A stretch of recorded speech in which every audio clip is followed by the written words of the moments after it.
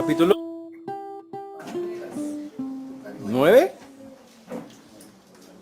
¿Están seguros que no hemos cambiado el capítulo? Lucas capítulo, versículo.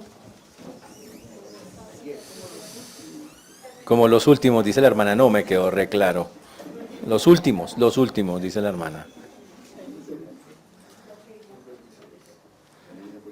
Por allá un hermano dice es que 56. Uy, hermana, hay que venir al servicio. Muy bien. Damos gracias al Señor por el libro de Lucas, un libro muy interesante. Un libro que nos ha estado enseñando muchas verdades. Yo quisiera recalcar que Lucas busca crear confianza en el Dios que tenemos. Lucas busca que nosotros creamos firmemente que el Dios en el cual creemos es capaz de cambiarnos, transformarnos, hacer cosas increíbles por una sencilla razón. Ese Jesús en que confiamos es Dios y Dios puede todo.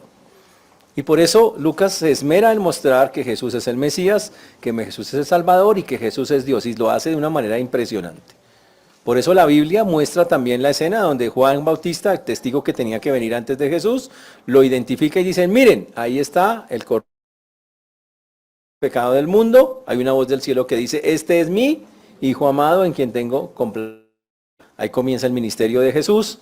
Jesús recorre todas las ciudades, las aldeas, predicando ¿qué? El evangelio del reino, significa el mensaje de salvación. Y después de recorrer todas las aldeas, Jesús se da cuenta, esta gente me sigue, muy pocos me siguen por las razones correctas. Entonces cambia el discurso y empieza a hablar por parábolas para que solamente aquellos que en verdad tienen un corazón para Él, lo entiendan. Tremendo eso. Pero lo sigue haciendo así, escoge a 12 personas, los llamó finalmente apóstoles, y estos apóstoles están más cerca al Señor y ven más de cerca el ministerio del Señor. Y el Señor les muestra y se glorifica más, mostrándole más sanidades, más milagros, que controla la naturaleza, que controla los espíritus, que controla la vida porque hace resurrecciones, hasta que finalmente los discípulos de tanto ver llegan a la conclusión cuando el Señor les pregunta, ¿quién soy yo? Y Pedro dice, tú eres el Cristo de Dios, o sea, el Mesías que estábamos esperando. El único problema con eso es que en la cabeza de un judío el Mesías es un rey que viene a salvarlos y a hacerlos libres de todos los imperios malos, no un siervo. Y por eso cuando Jesús empieza a decir que se va a morir, ellos no aceptan, no les cabe en la cabeza y siguen pensando, entonces ¿será que sí es? Y por eso Jesús tiene que hacer la transfiguración para confirmar el corazón de estos que están dudosos. Ellos dicen, si se muere, ¿cómo va a ser rey? Entonces él le muestra, es que mire, yo soy Dios, yo puedo morirme y volver a estar sin ningún problema. Y se transfigura delante de Jacobo, Pedro, Jacobo y Juan. Y ellos, era para despertarles confianza. ¿Funcionó? Lo vamos a ver más adelante. Si funcionó o no funcionó, para darles más confianza. Pero lo que sigue después es Jesús baja de ese monte y encuentra a los discípulos peleando con los líderes religiosos. Y la pelea es porque no habían podido echar aparentemente unos demonios. Y Jesús, le dicen a Jesús que no tiene fuerza, que los discípulos no tienen el poder, que el nombre de Él no tiene poder. Y el Señor entonces se cansa y les dice una cosa muy, muy, muy fuerte, en el cual el Señor les dice que son unos incrédulos, dice que hasta cuándo los tiene que soportar, generación incrédula y perversa. Y no solamente se lo dice a los líderes religiosos, también a sus propios discípulos, a todos los que dudan. ¿Qué tiene que hacer Dios para que le crean? La verdad es que eso es un asunto súper fuerte en eso. Y finalmente echa fuera al demonio que no pudieron echar. Jesús vuelve y anuncia su muerte, y ellos todavía no lo logran comprender de la manera, y vuelve y les anuncia la muerte por segunda vez, y en lugar de como sentirse como, bueno, y Señor, no sé, dolidos, sentidos, empiezan a hacer unas preguntas que, bueno, Señor, si te vas a morir, ¿quién es el mayor? ¿Cuál de nosotros va a ocupar tal puesto? Empezaron a pedir posiciones. Fuera de eso, a creer que tenían mucha autoridad. Señor, hay unas personas que están echando unos demonios y nosotros se lo prohibimos porque no son de la rosca de nosotros. Imagínese eso, o sea, que eso es grave. Y dice también que después, para acabar de completar, van camino a Jerusalén, pasan por Samaria, los samaritanos no les dan posada, y sus discípulos dicen, Señor, ¿podemos pedir que descienda fuego del cielo? Para pegarles una quemada a todos estos, para que aprendan que están desechándote a ti. Y el Señor les contesta que nosotros no somos, que el creyente, que ellos no habían entendido de qué espíritus son. Nosotros, dice el texto en el 55, les reprendió y les dijo, vosotros no sabéis de qué espíritu sois. ¡Wow! Les dijo, ustedes no han entendido ustedes quiénes son. Nosotros no tenemos ese espíritu de venganza. Tienen a Cristo, que es el espíritu de gracia, no de venganza, y hablamos de la venganza la semana pasada. Pero si eso les pareció terrible, hoy sí que toca ponerse los cascos. Porque, las preguntas de hoy Jesús va a responder 3 preguntas, en apenas unos poquitos versículos, pero increíble. En 6 versículos responde 3 preguntas. Pero las respuestas son fuertísimas y tienen que ver directamente con las personas que dicen que siguen a Cristo, que en ese sentido seríamos nosotros, discípulos de Cristo. Entonces hoy vamos a hablar de los discípulos de papel. Espero que no sea el caso, me imagino que ustedes no son discípulos de papel, pero que ese no sea tu caso, básicamente, es lo que vamos a decir hoy. Pero es uno de los pasajes más duros de Jesús para todas las personas que dicen que quieren seguirlo. Y se basa en que cuando Jesús va por el camino, algunas personas de verdad dicen que quieren seguirlo. Y vamos a mirar diferentes actitudes de por qué querían seguirlo, qué querían hacer y por qué consideró Jesús si ese seguimiento que querían hacer era válido o no era válido. Entonces vamos a estar mirando las exigencias de un discipulado serio con el Señor. Lo que Dios realmente quiere cuando una persona seriamente se quiere meter con Él. Pero les advierto, el texto es muy, o sea, tenga la mente abierta porque usted no espera que Jesús conteste lo que va a contestar, sobre todo en una de estas acá. Para eso vamos a orar primero. Señor Dios, te damos gracias porque tú eres bueno, Señor, y para siempre es tu misericordia. Te agradecemos porque hasta aquí nos has traído y tú has sido bueno con nosotros.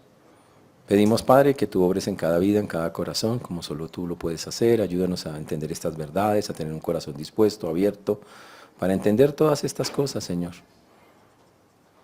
Sabemos que tú eres un Dios exigente, tú eres un Dios que siempre, Señor, hace las cosas de maneras perfectas, que tú conoces todo, que tú lo sabes todo, y este no es el caso, y este no es un caso diferente en este texto.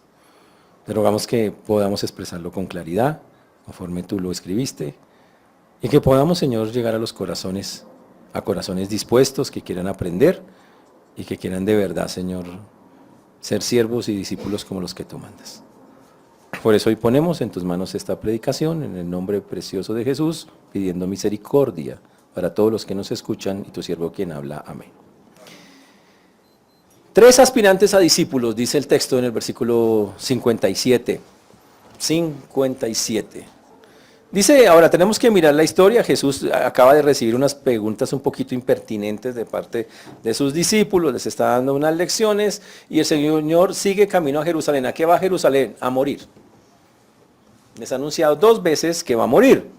Les dice, me voy a morir, voy para allá, y entonces dice que yendo, dice el texto, por el camino, uno le dijo en el camino, Señor, te seguiré a donde quiera que vayas.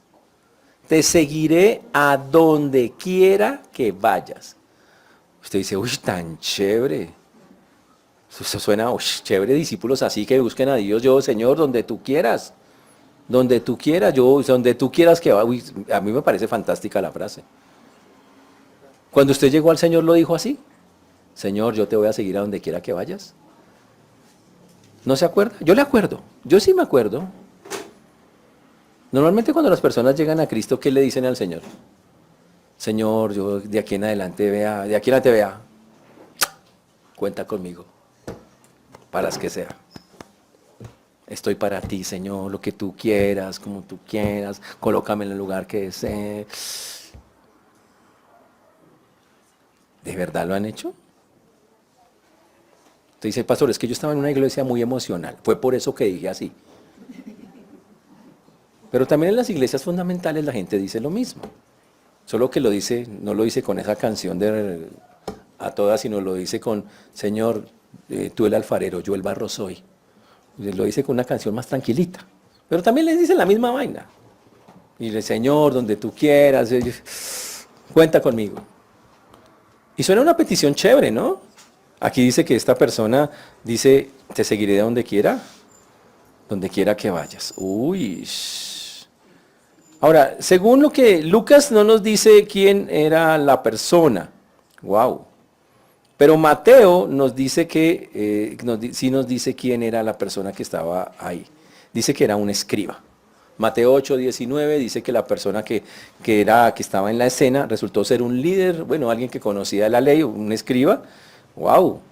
Ahora, este escriba obviamente conocía a Jesús, tenía referencias de Jesús, seguramente lo había impactado su ministerio y quería ahora tener un compromiso más fuerte, más serio con él. Ahora, el problema es que los escribas no son amiguitos propiamente de los discípulos.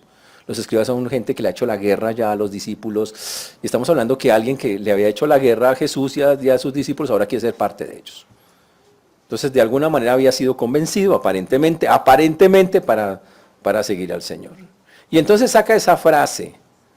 Dice, te seguiré a donde quiera que vayas. Uy. Los maestros de la ley, o sea, los escribas, eran personas a veces que eran fuertes con Jesús. Lo respetaban, le decían maestro, porque normalmente le decían maestro, pero rara vez le decían señor. Pero este hombre dijo cosas que nos gustaría escuchar de personas que de verdad quieren ser discípulos serios de Jesús. Dijo 3 cosas supremamente espectaculares. La primera dijo, que deducimos de lo que estaba diciendo, es que fue una cosa voluntaria. Nadie le dijo que lo hiciera. No era que Jesús estaba diciendo, ¿cuántos me quieren seguir aquí? No. El tipo solito dijo, yo quiero seguirte, seguiré donde tú quieras. O sea, la primera cosa que vemos es una acción voluntaria. Nadie lo animó, Jesús no lo llamó. La segunda cosa que uno lee cuando lee el texto, iré donde vayas, es que era incondicional. El tipo no le dijo, oiga, Jesús, yo quiero seguirte, pero yo veré en Aruba. Llévame a Aruba. O sea, yo quiero por el lado de Aruba, tienes un puestico por ahí, yo le hago. No. Él le dijo, donde tú quieras, como tú quieras. Dice, chévere, sonaba. Este tipo suena súper espiritual. Él prometía seguirle a donde quiera que fuera. Y la otra cosa es que como está escrito, está con un imperativo diciendo, cuente con eso, es firme mi decisión. O sea, es una cosa, vea. Soy una rayita con eso. Uno dice, qué cosa tan increíble, chévere ser así. Ahora, ¿por qué ese hombre, ese escriba, dijo esas cosas? La Biblia no nos dice exactamente por qué. Lo cierto es que para tomar una decisión así, si es que era una decisión real, ya lo vamos a mirar o no, pues tenía que ser porque tenía que haber una motivación, que Jesús va a descubrir cuál es en un momentico. Ahora, recuerden algo, Jesús es Dios, Jesús lee los pensamientos de las personas, Él sabe qué hay de verdad en el corazón. Nosotros no, nosotros vemos a ese hombre y decimos tan chévere decir eso, pero Jesús sí veía qué había detrás de sus palabras. Él quería seguir a Jesús por alguna razón, y Jesús le va a explicar por qué, lo va a poner contra la pared, le va a decir, ¿me quieres seguir? Yo percibo que como que tú quieres seguirme Entonces vas a tomar una decisión con base a lo que te voy a enseñar, a ver si es verdad o no es verdad. Tal vez había escuchado el prestigio de Jesús, le llamaba la atención, tal vez quería un puesto, había muchas cosas que podían darse. Sin embargo, lo que vemos acá es algo que mucha gente hace. A veces las personas no miden el costo de seguir a Cristo. Y el Señor no lo dice una vez, lo dice varias. Antes de construir un edificio, calcule los costos. Y aquí estamos ante un ejemplo de alguien que de una llegó y le pareció fácil decirle yo te sigo, donde sea, y tenemos una generación de cristianos que a veces emocionados o no emocionados le dicen al Señor, cuente conmigo, vea, yo voy. ¿En serio? Ahora mire, escuchen la respuesta de Jesús, que sí sabía qué había detrás del corazón del muchacho. Jesús no le dice ni sí ni no. Jesús no dice ni sí ni no, que esa es la parte más increíble de la historia. Jesús le va a dar una ilustración a él de algo que pasa para responderle. Está en el versículo 58. Y Jesús le dice, las zorras tienen guaridas y las aves de los cielos nidos, mas el Hijo del Hombre no tiene dónde recostar su cabeza. Imagínese esa respuesta de Jesús, usted diciéndole, Señor, te seguiré donde vayas, y el Señor le empieza a contar una historia de unas zorras y unos pájaros. Se me quedó re claro, o sea, ya tengo claro qué quiere usted decir, Señor. Dice lo siguiente, Ahora, cuando dice Jesús, las zorras tienen guaridas, las zorras eran comunes en ese tiempo, ese animal creado por Dios. El problema es que tiene la maña de comerse los cultivos, ese era un pequeño problema que tenía. Ahora, esta persona decía que quería seguir al Señor de todo corazón, pero aquí es donde viene el asunto. Las zorras dice que tenían una guarida, una cueva. Significa las zorras tenían posesiones, tenían un lugar. Dice, una zorra excava, hace un hueco, una cueva, una guarida y vive ahí. Y esa es su casa, y ahí cría a sus hijos y todo. Tiene una posesión, básicamente. Esto es básicamente lo que estoy diciendo. Tiene una posesión. También dice acá que mire las aves de los cielos, los pájaros. Lo mismo que las zorras, los pájaros tienen pequeñas posesiones, se llaman nidos. Trate de metérsele a un nido a un animalito, eso es qué va a pasar. La rebotada que se pega cuando usted trata de metérsele a lo que él dice, esto es mío, es mi posesión. Claro que los huevos son ricos y todo, pero pilas, ¿no? Entonces, usted no podemos hacer, o sea, el pajarito dice, es mío y lo defiende con pico y todo, para decirlo así. Interesante. En pocas palabras, metafóricamente hablando, todos son propietarios de lugares donde descansar. Tienen algo propio, personal, que lo tienen y lo defienden, que se los ha dado Dios. ¿Listo? Pero el Señor en contraste le dice, pero el Hijo del Hombre no tiene dónde reclinar su cabeza. Y él dice, las zorras tienen una guarida, un lugar propio, los pajaritos también, pero yo no tengo ninguno así. Ahora, el muchacho no le preguntó qué tenía Jesús, pero Jesús le está respondiendo lo que él tiene. ¿Por qué? Porque Jesús entendió la intención del corazón del muchacho. Él le dijo, ¿usted me quiere seguir? Porque usted piensa que conmigo va a tener, ahí sí como dice, casa, carro y beca. Como muchos piensan, vas a tener seguridad, vas a tener cosas.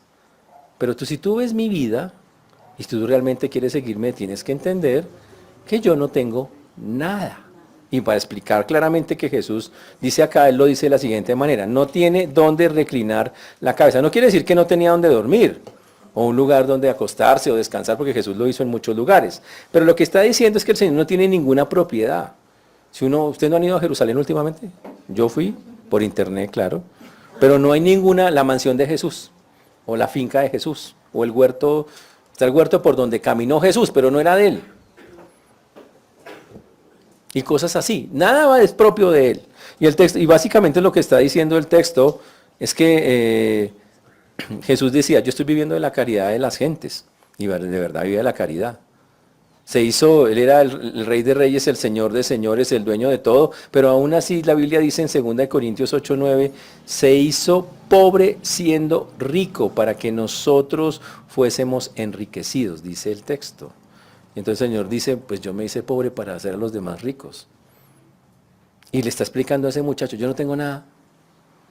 ¿Usted me quiere seguir? Yo no tengo nada. Nada de nada. Le va mejor a un pajarito en posesiones que a mí. ¿Me quiere seguir?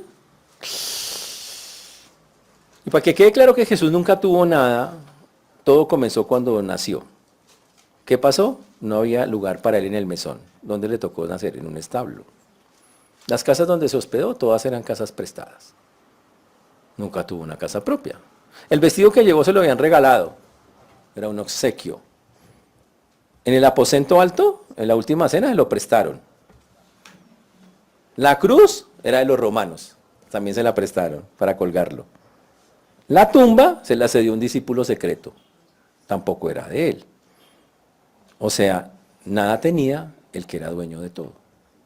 Y Jesús le explica, yo soy el dueño de todo, pero no tengo nada. ¿Tú me quieres seguir? Uy.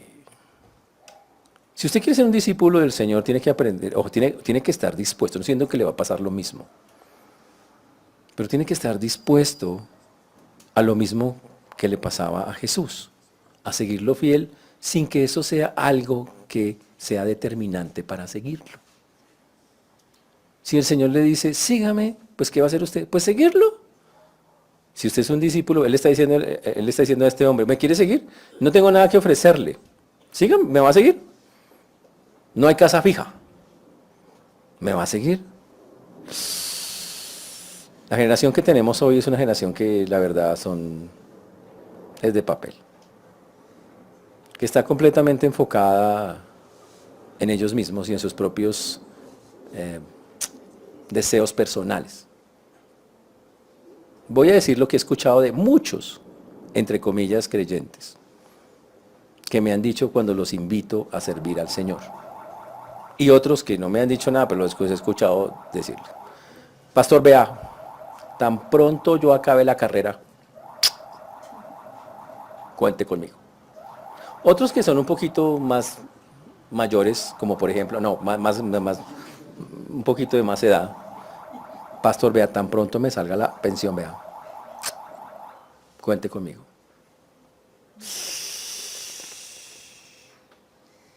Tan pronto tenga mi casa, tan pronto ella tiene la casa, ella tiene la pensión, y todavía no siguen al Señor, y todavía no se comprometen con Él. Wow, porque les parece que el costo es muy alto. Es que de pronto el Señor no me da nada. Y no quiere decir que Dios no va a dar nada. Solo que uno no vive para saber si le da o no le da. Uno lo sigue porque es que me garantiza algo. Dios no garantiza nada. Seguirlo es un llamado. Y Él dice, si quiere seguirme, míreme a mí. Le faltó algo a Jesús un día, y dice la Biblia, y Jesús entonces muerto de hambre, y dijo, no, no estaba muerto de hambre. Y es que Jesús ese día no tuvo que dormir botado en el piso. No dice nada de eso la Biblia. Pero la pregunta es si la persona está dispuesta a vivir bajo las condiciones que le ponga el Señor. Esa es la vaina. Y la pregunta es si Jesús hiciera lo mismo, si usted fuera donde el Señor un día todo emocionado, Señor, yo quiero servirte. ¿Y qué condiciones le pondría? La pregunta sería, ¿podría ponerle alguna condición? Jesús dice, no me ponga condiciones. Usted dice que me quiere seguir, porque aquí Jesús ni siquiera le dijo que lo hiciera. Usted el que está diciendo que hay algo en su corazón que lo impulsa. Si es genuino, no hay condiciones. Y donde yo lo ponga, usted se aguanta. Uy. Y yo me pregunto, si Dios los pone en esa circunstancia, ¿cuál sería su respuesta? Ahora, vamos a ver lo más cruel. Usted podría orar hoy tranquilamente y decir, Señor, yo iré donde tú quieras que yo vaya, te seguiré donde quiera que vayas. ¿Usted le podría decir eso en oración, sinceramente? Entendiendo que eso significa que no importa la condición en que lo ponga, usted lo va a hacer. Que no puede calcular cómo va a ser. Eso es duro. Dice, uy, pero pastor, es que ¿qué tiene de malo tener? No tiene nada de malo tener una casa y un carro, nada, ni una finca, chévere. Pero si Dios lo llama y le dice que lo haga, simple y llanamente, la casa es un impedimento de esas cosas para usted. Eso es lo que tiene que primar. Muchos entran pensando, si yo me meto con el Señor, están los más salvajes que dicen, voy a hacer plata, voy a montar una iglesia. Ese es el salvaje. Pero está el otro que dice, no, es que con el Señor nos hizo cabeza y no cola. Soy hijo del Rey de Reyes y Señor de Señores, entonces Dios me va a dar todo. Mala doctrina. Y creen que Dios tiene que darles. Dios no tiene que darles nada. Nada. Ya tenemos la salvación. Y de ahí ya el resto es añadiduras. Entonces yo le pregunto, dado esas condiciones en esta primera pregunta, usted podría orar y decirle tranquilamente al Señor, Señor, yo iré donde tú quieras que tú vayas. Pilas, ya aprendió la lección. Este tipo como que se aceleró para decirlo. Como que no calculó los costos, por eso Jesús le está respondiendo así. Entonces, claro, alguien me preguntó, pastor, ¿y si digo que no? Porque es que estuve calculando.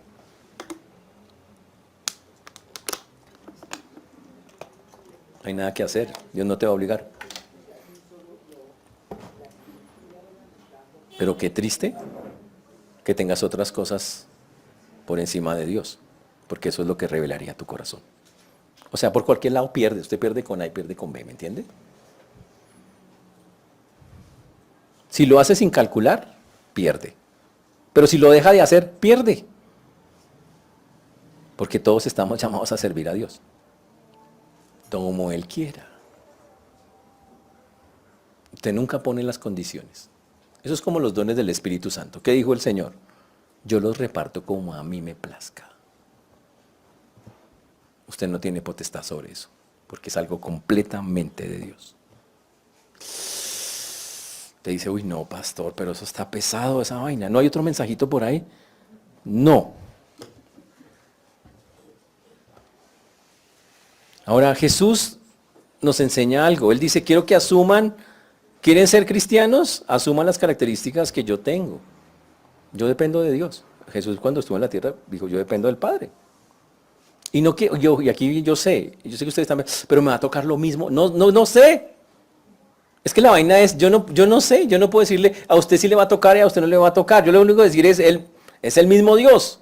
Y el mismo Dios sigue pidiendo la misma vaina. Entréguese a Él. Sin reservas, sin condiciones. ¿Qué sigue? No sé, pero no es bueno porque es con Dios. ¿Y será que a algunos les toca vivir así? Sí, a algunos y otros seguro no.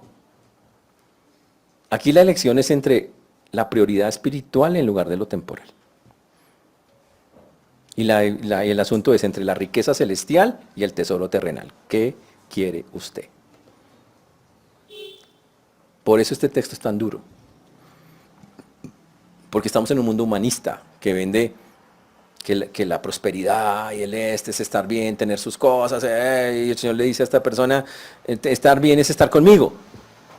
En la condición que yo lo ponga. Eso es estar bien. Doloroso. Sus caras las veo un poquito preocupadas. ¿Están bien? ¿Por qué no dicen amén, amén? Qué duro es eso, ¿no? Eso es durísimo de hacer. Por cómo somos, por cómo pensamos, por la cultura que vivimos, por la idiosincrasia que tenemos. Eso es totalmente rayado con relación a nosotros. Es incluso, si es rayado para ellos que son cuadriculados con las cosas religiosas. Y es rayado. Porque la respuesta de Jesús es rayadísima para un judío. Pero ¿cómo me va a pedir eso? O sea, ¿cómo será para nosotros que somos menos cuadriculados que ellos? Ahora, ¿qué pasó con el personaje? Ni idea. No sabemos si se echó para atrás, si se quedó, no sabemos. Solo Jesús lo puso contra la espada de la pared y dijo, escoja, ¿lo temporal o lo espiritual? Eso es estar con el Señor. Pero tranquilos, esto empeora. O sea, la segunda es peor todavía. O sea, si la primera les pareció cruel, la segunda es fuertísima respuesta. Esa sí que es, esa toca despacio, porque es bárbara. Entonces aparece otro que le dice al Señor, vale cuidado acá, vale cuidado, esta es más compleja. En la primera, la persona le dijo a Jesús, yo quiero seguirte. Pero en la segunda, Jesús no dice eso. En la segunda, Jesús le dice a la persona que lo siga. Y entonces Jesús, por la escena para que quede clara, Jesús está caminando, sigue por el mismo camino, le dice, tú, sígueme. Estamos hablando que el Rey de Reyes, el Señor de Señores, el dueño del universo, el que sustenta todo, nuestro Salvador, nuestro Señor, todo lo que usted quiera decirle, le está diciendo a usted, hágame el favor y me sigue. Párese y camine conmigo. Quiero que esté aquí conmigo haciendo cosas. Este es un llamado neto de aquí. Ya es Jesús llamando el personaje. Ush. Y el personaje contesta, Señor, déjame que primero vaya a enterrar a mi padre. Señor, es que lo que pasa es que tengo que ir a enterrar a mi papá. No está diciendo que no. Está diciendo, me favor, me deja enterrar primero a mi papá y después vengo.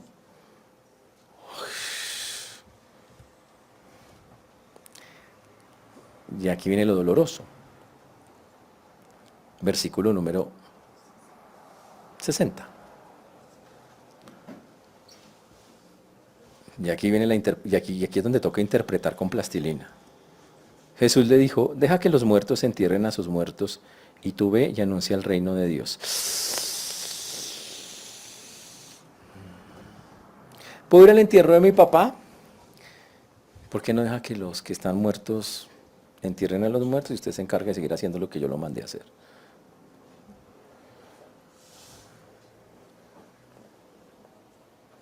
Vamos a hacerlo cruel. Aquí hay hijos con papás. Ahora piense que el papá se va a morir, o está muerto, o está recién, o va a morir ya en estos días. Y el Señor le dice que vaya a hacer otra cosa para él. Usted le dice, ¿puedo ir al entierro? Y él le dice, vaya y haga lo que lo mandé a hacer. Usted dice, uy, no, pero ¿cómo? ¿En serio eso dice ese texto? ¿Están seguros que no dice eso? Vamos a leerlo despacio para mirar qué dice, porque eso, ya vi las caras de ustedes, uy, no, pero ¿cómo? ¿Qué es esa falta de humanidad? Vamos a mirarlo detalladamente. Este discípulo no se ofrece, el Señor lo llama, cosa que es... Ush. Él pide, antes de ir, enterrar a su padre. Ahora, enterrar a los muertos es algo que es normal en la Biblia. Aquí no nos dice si el muerto, si la persona acababa de morir y tenía que ir al entierro, no dice, o si la persona no se había muerto, pero estaba viejito, tenía la edad más o menos de, no, ya estaba muy viejito, ya estaba pidiendo pista. No dice. Entonces vamos a poner los dos casos. Entonces en el primer caso la persona dice, acaba de morir mi padre, quiero ir a enterrarlo y cuando lo entierre yo me devuelvo. Eso es rápido. Bueno, no tan rápido. Los entierros podían durar bastante tiempo en los tiempos bíblicos, a veces hubo entierros bastante largos. Pero el problema no es ese, Jesús le contesta de una manera muy distinta, le dice, deja que los muertos se entierren a sus muertos, que ya vamos a entender. El segundo caso es que la persona dice, mi papá está muy viejito y la verdad, pues yo creo que mejor me espero, así recibo la herencia. Si un hijo no estaba cuando se moría el papá, la herencia se pierde.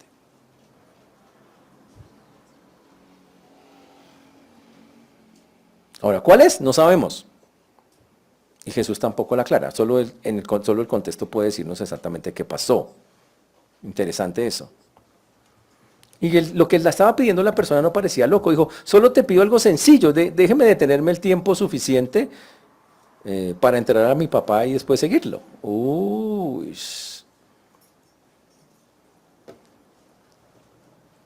Pero como está escrito parece que es una situación inminente, o sea, el entierro es ya.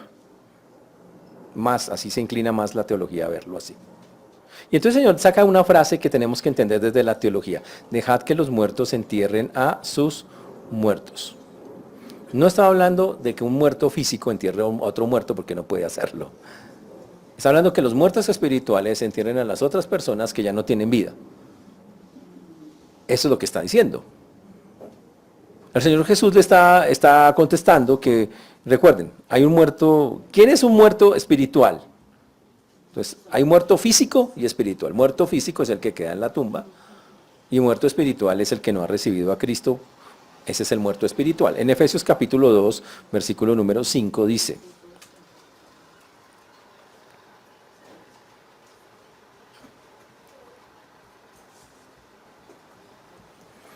aún estando nosotros muertos en pecados, nos dio vida juntamente con Cristo. ¿Quiénes estábamos muertos espiritualmente? Todos. La frase dice, dejad que los muertos entierren a sus muertos. Dejad que los que están muertos espiritualmente, que seguramente son muchos que no creen en el Señor, sean los que entierren a esa persona que ya murió. No aclara si es un muerto físico o es un muerto espiritual. Ya es físico, pero no nos dice si también estaba muerto espiritualmente. Ahora hablemos en términos de Biblia. Si una persona tiene a Cristo y se muere, ¿para dónde se va? Va al cielo. Entonces, ¿Cristo está pidiendo algo tan fuerte como no ir al entierro de mi papá? Y aquí es donde viene el asunto interesante de la historia. O sea, ¿quiere decir Jesús que estaba diciendo que los discípulos de Jesús dejen de prestar atención a sus padres? Uy. Cuando la Biblia dice que honrar a los padres, la Biblia no se puede contradecir, entonces no puede estar diciendo específicamente eso. Pero Jesús sí está diciendo algo interesante detrás de todo eso. Está diciendo que si se llegare a dar el caso en que tocaba sepultar un cadáver, y usted tiene un compromiso con el Señor en lugar que ha pasado, porque estamos hablando, hay casos de la vida real en esos casos, misioneros que han tenido que estar en lugares donde no pueden salir y se mueren sus padres, ¿qué van a hacer? No van a regresar al entierro. Van a tener que desde allá llevar su luto y dejarlo allá. Dejar, Señor, tú tienes no puedo salir de acá. Si estamos trabajando con misioneros en Medio Oriente, metidos allá, ellos no pueden moverse de ahí. Y ellos entienden que si se muere el papá o la mamá, se van a quedar allá. Usted no le puede decir allá a los de esas partes, voy a ir a enterrar a mi mamá, que es que...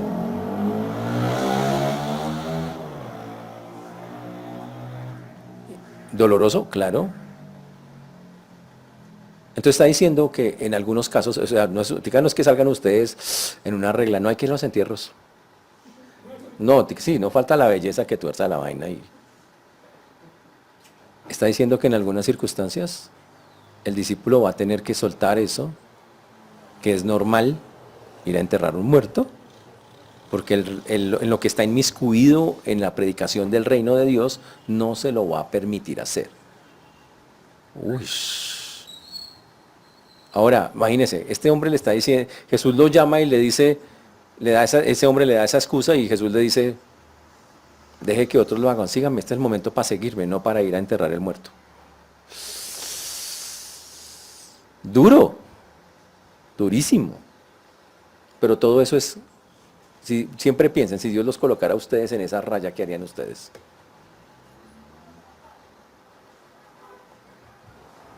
Recuerden que la parte espiritual de un muerto ha pasado a la presencia del Señor si era creyente, ¿no? Y si no, pues ha pasado a la separación permanente de Él. Básicamente el Señor está diciendo que cuando uno sigue a Jesús, eso va a afectar toda nuestra vida personal.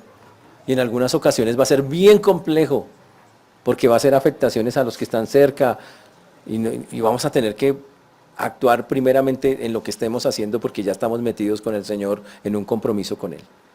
Y eso es parte de lo que puede ocurrir si alguien se vuelve discípulo de Cristo serio. Entonces, ¿está dispuesto a ser un discípulo?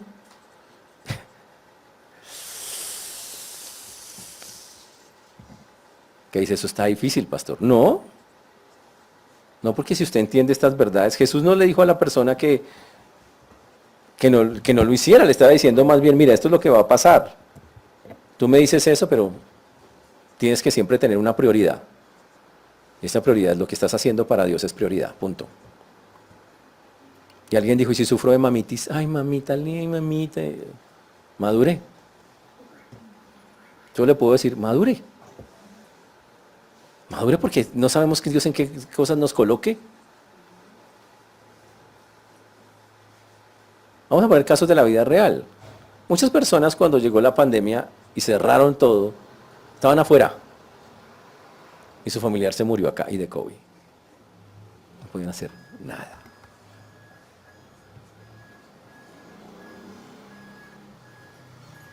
Y cuando las circunstancias obligan, ¿qué toca hacer? Listo, Señor. Está bien, yo sigo haciendo mi trabajo acá porque por alguna razón estaba acá. Tremendo.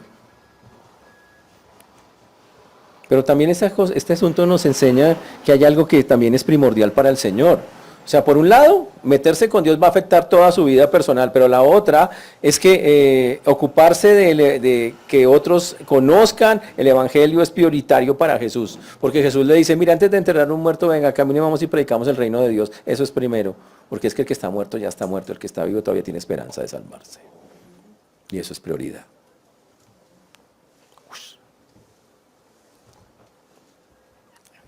Interesantísimo.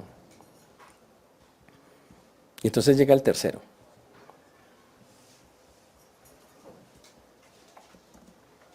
Entonces también dijo otro, te seguiré, Señor, pero déjame que me despida primero de los que están en mi casa.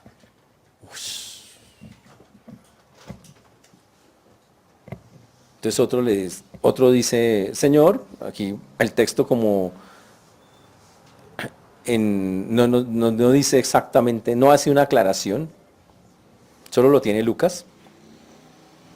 No dice quién era, tal vez otro de sus discípulos. Y como el primero se ofrece a sí mismo para seguir a Cristo. Quiere seguir a Cristo, pero dice, yo quiero seguir a Cristo, pero primero voy a hacer algo personal. Me voy a despedir de los de mi familia, quiero despedirme de los de mi casa. Eso parece que no es largo tiempo, ¿no? Aparentemente. Aparentemente. Dice, déjeme despedirme y yo regreso, Señor. Ahora, la cultura judía tenía una cosa muy interesante que usted la puede leer, sobre todo en el Antiguo Testamento. Ellos alargaban las despedidas. Cuando usted se quería ir, el judío le decía a usted, pero quédese a la comidita. Y usted comía. Y cuando ya había comido, le decía, ya está muy de noche, los caminos son complicados, quédese mañana. Y al otro día le inventaba alguna cosa, le decía, pero primero vayamos allí. Y entonces a una despedida, y usted lo ve en algunos libros, usted va a encontrar eso, con algunos profetas, no, pero venga, quédese y tal cosa, venga, quédese y tal otra, para que no se fuera. Cosa que una despedida, que era de ya, pasaba de varios días, a veces una semana o dos. Ahora, solo para entender cómo funciona la cultura de ellos en ese sentido. Pero Jesús contestó otra vez, mire que Jesús no les dice ni sí ni no a los que dicen que quieren. Él les dice, ¿quiere? Esto funciona así. Versículo 62. Y Jesús le dijo, ninguno que poniendo su mano en el arado mira hacia atrás es apto para el reino de Dios. Uy, este es más fuerte todavía que en la forma en que contesta Jesús. Esto es un lenguaje figurativo. Todos en eso entendían, cuando Jesús hablaba en un lenguaje que todo el mundo entendía. Está hablando de arar, de hacer un surco. Básicamente arar es hacer un surco para meter una semilla. Y entonces el Señor empieza utilizando ahí, dice, ninguno que se mete a arar, a armar los surcos, que es lo que básicamente tenía que hacer, el que comienza su labor mira para atrás. Porque ¿qué pasa? Si yo estoy haciendo un surco, me tiene que quedar una línea recta. Y si yo miro para atrás, el surco se me tuerce y entonces ya no lo hago por donde es, porque tiene que ser así. Yo lo voy con la palita haciendo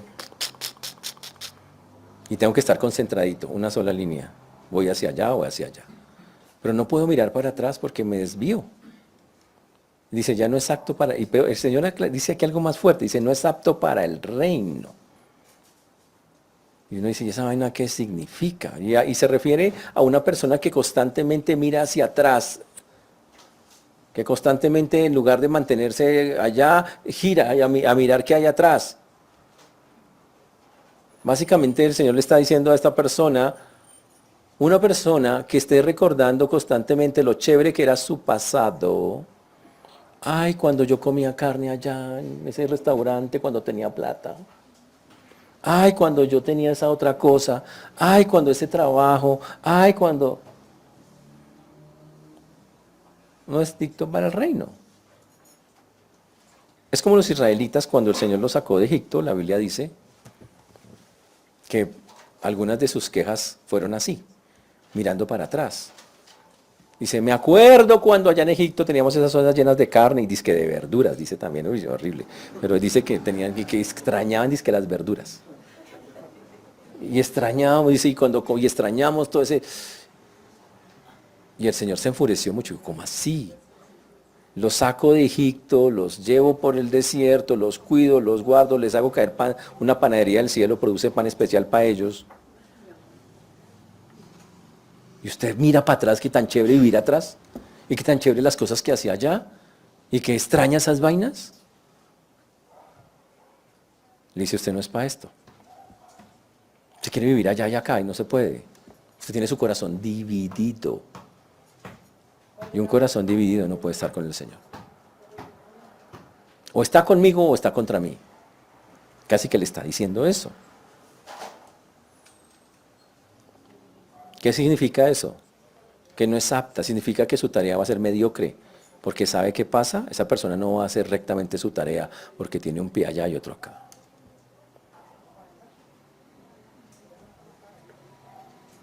Horrible. Si una persona en su corazón siente ansiedad por lo que vivía antes y es incapaz de abandonar esas cosas, el efecto siempre, el resultado siempre es el mismo, no es apto para el reino. Ahora voy a hablarlo con ejemplos concretos, para que me entiendan. Si usted dice que se metió con el Señor, pero no es capaz de deshacerse de sus amigos mundanos cuando ya está con Jesús, ¿a qué juega? ¿A qué juega? No diga que es de este lado. Es que son mis amigos, mis parceros de toda la vida que vimos cosas. Es muy lindo. Evangelícelos. Porque el acercamiento que el Señor dice para ellos es evangelizarlos. No andar en los mismos que andábamos antes. Servirlos, ayudarlos, sí, estar con ellos. Pero ya no, yo no hago las cosas que ellos hacen. Y tengo una meta. Señor, sálvalos. Esa es mi meta. Es la única forma en que puedo estar con ellos. Señor, es para eso. Pero si no es que con ellos compartimos, somos así. Uña y mugre, pues más mugre que uña, la verdad. Pura mugre. El Señor dice, pues entonces tú realmente no eres tanto de este lado. Y no lo dice en un versículo, lo dice en varios. Filipenses 3:13.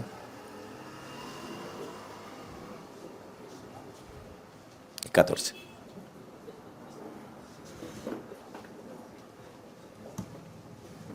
Hermanos, yo mismo no pretendo haberlo ya alcanzado, pero una cosa hago, olvidando ciertamente ¿qué?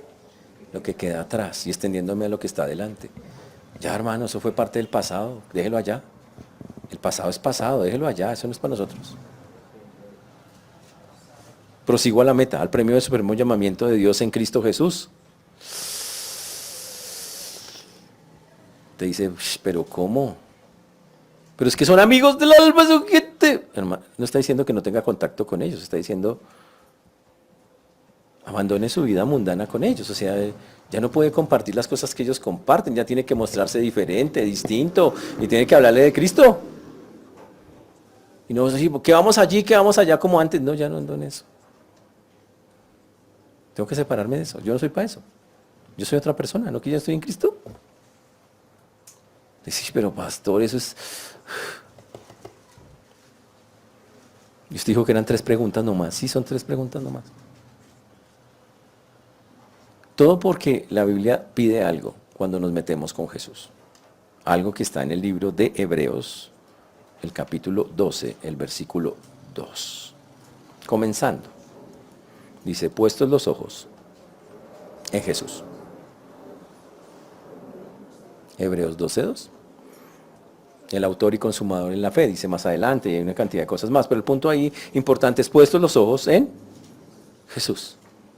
Una de las condiciones para correr la carrera de fe que tenemos por delante es dejar de mirar a lo que nos rodea, a lo que nos distrae. Es tener la visión clarita hacia un solo lado.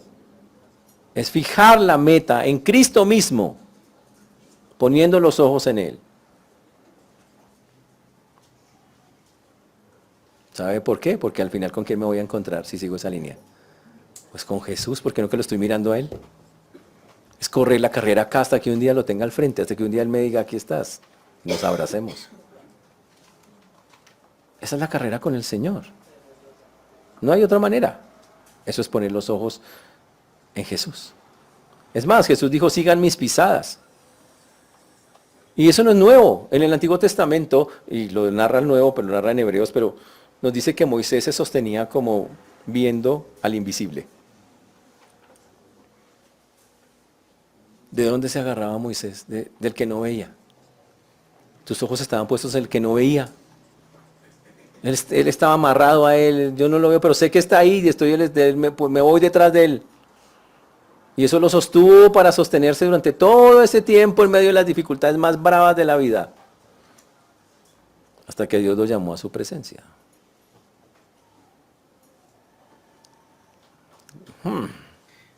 Y entonces, solo entonces, podemos decir, tengo una vida victoriosa. Eso sí es tener una victoria con Cristo. Señor, viví la vida mirándote a ti. Corrí la carrera siempre fijándome en ti. Dejé a un lado todo lo que no era propio para ti. Eso es la vida victoriosa. Eso es ser más que un vencedor. Eso es lo que la Biblia llama que seamos más que vencedores en Cristo por medio de aquel que nos amó. Eso es triunfar con el Señor, porque separados de Él nada lo podemos hacer. Eso es ser fortalecidos con Él, porque todo lo podemos en Cristo que nos fortalece. Y un hombre en la Biblia describió cómo había sido esa batalla, esa pelea, y nos narró que al final esa pelea le dio la victoria. Está en el libro de 2 de Timoteo 4:7, que dice: he peleado la buena batalla, he acabado la carrera, he guardado la fe. Pablo dice eso antes de morirse. Corrí hasta que llegué después de correr esa carrera para el Señor. 2 de Timoteo 4:7.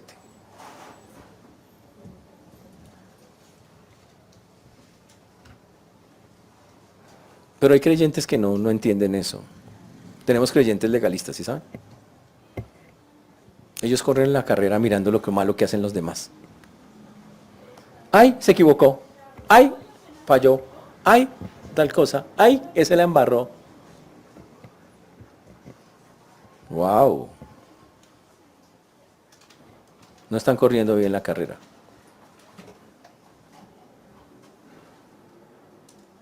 Ese es el legalista. El carnal, pues todo lo carnalidad que hay a su alrededor no lo deja correr bien y mirar a Jesús todo el tiempo, porque está metido en la carnalidad. Por eso la Biblia dice: puestos los ojos en Jesús. Por eso le pregunto: ¿qué clase de discípulo es usted? ¿Es un discípulo de papel? ¿Solo nombre?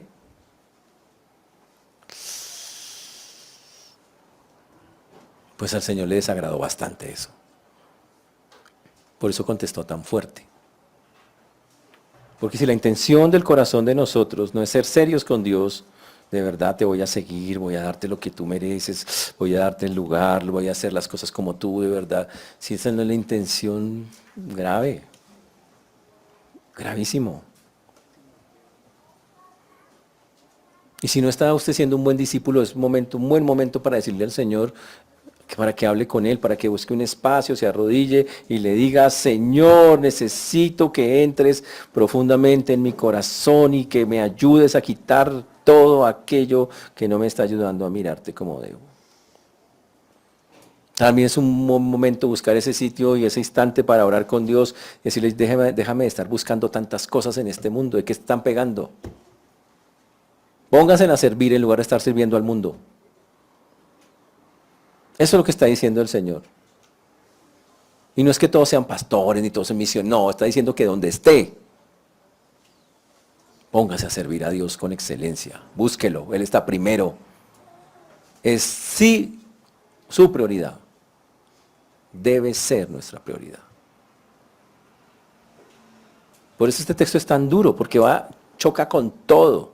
Aún en la iglesia cristiana hoy, la iglesia cristiana se desliza hacia lo light.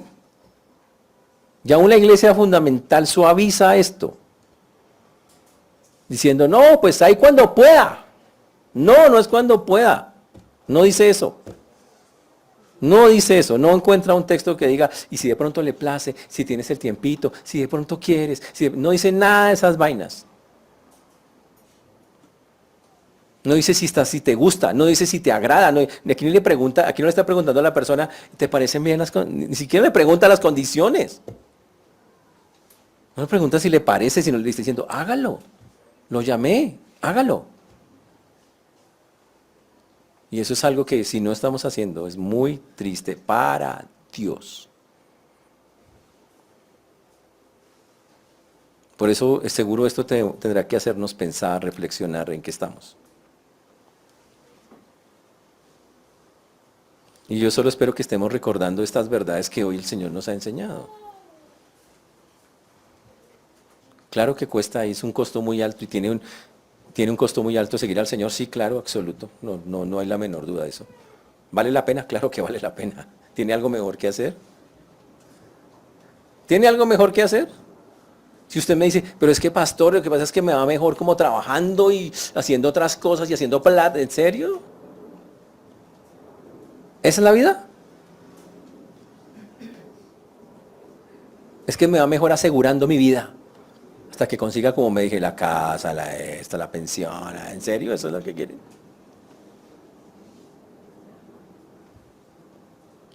Y para terminar, alguien preguntó antes, luego la Biblia no dice que sea tu sí, sí y tu no, no.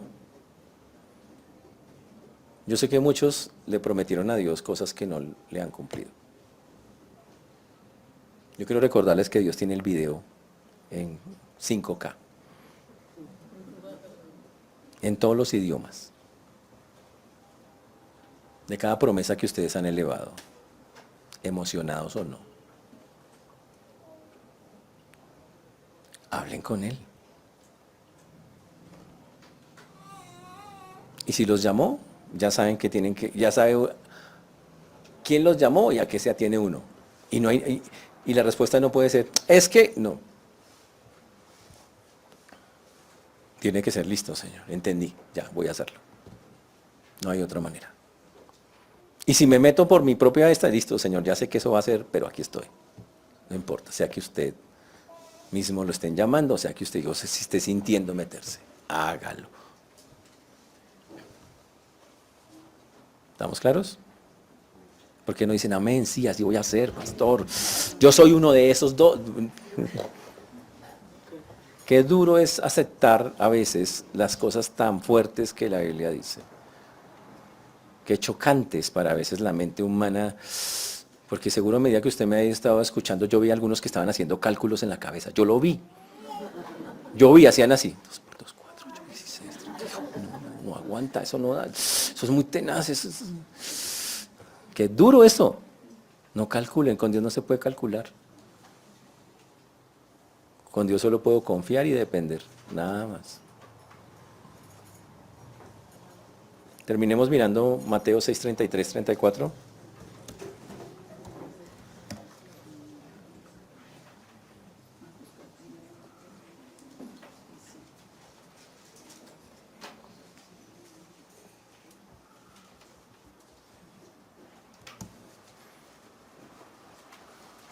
Mas buscad primeramente el reino de Dios y su justicia. ¿Y el resto? ¿Y todas estas cosas os serán? Así que no os afanéis por el día de mañana, porque el día de mañana traerá su afán. Basta cada día. Eso es vivir para Él. Él está primero. Espero que vuelvan el próximo domingo. Confío.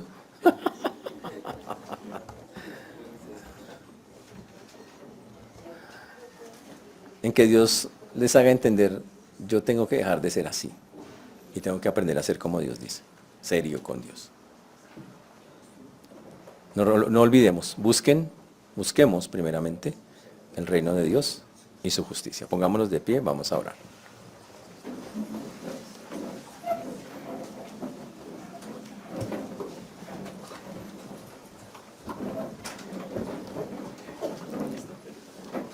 Señor Dios, te damos gracias porque tú eres bueno, Señor, porque para siempre es tu misericordia. Te agradecemos porque hasta aquí nos has traído y tú has sido bueno con nosotros. Pedimos, Señor, que tú obres en cada vida, en cada corazón, como solo tú y nadie más que tú lo puede hacer. Damos a ti la gloria, la honra, la alabanza, Señor. Rogando, Señor, que obres, Padre, en la vida de todos nosotros, lo necesitamos. Yo te pido que seas convenciendo los corazones, quitando toda excusa que haya en la cabeza de la gente, para que entendamos que realmente no hay otro camino más que ser verdaderamente discípulos serios contigo, Señor. Ayuda a todos los que tienen dudas, a todos los que por una u otra razón están sufriendo en su mente, en su corazón, con decisiones de este tipo. Ayúdalos a entender que vale la pena que es una carrera que se tiene que recorrer de esa manera, con fe, con convicción. Por eso hoy dejamos en tus manos lo que hemos visto y lo hacemos en el nombre precioso de Jesús. Amén.